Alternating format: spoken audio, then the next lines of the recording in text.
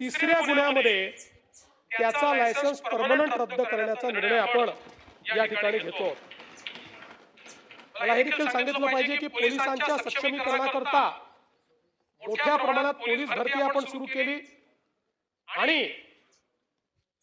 एक रेकॉर्ड आपण केला आहे की अगदी लगतच्या 22 ते 25 या 3 वर्षाच्या कालावधीमध्ये महाराष्ट्रामध्ये 38,802 पोलिसांची भरती आपण केलेली आहे। 38,802 आणि 13,560 नवीन भरतीचा प्रस्ताव आपण आणलेला आहे। हा रेकॉर्ड आहे। राज्याच्या इतिहासामध्ये एवढी पोलीस भरती यापूर्वी कधीही झालेली नाही। म्हणजे हे जर आपण पूर्ण केलं तर 49,362 पोलिसांची भरती पूर्ण होईल आणि आपण जे नवीन आकृतीबंध वगैरे तयार केलेले आहेत त्यानुसार पोलिसांची संख्या एकदम आपल्याला रीच करता येणार नाही, पण यांनी जवळपास त्याच्या जवळ आपण पोहोचण्याचा प्रयत्न हा या निमित्ताने करणार आहोत हे देखील मला सांगितलं पाहिजे।